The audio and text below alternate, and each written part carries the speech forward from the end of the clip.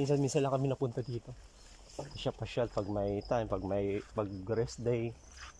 Ito naman, nakakalamansin nila dito, ang tawag nila dito, lidanan.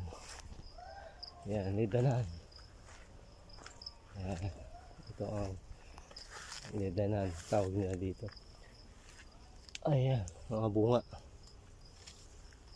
Ito naman pagkain ng mga baka. Ito marami silang puno ng papaya. Mamaya bibili tayo.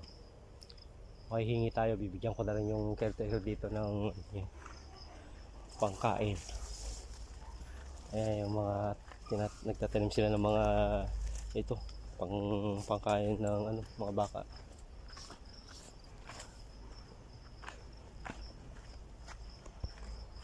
Pero bro,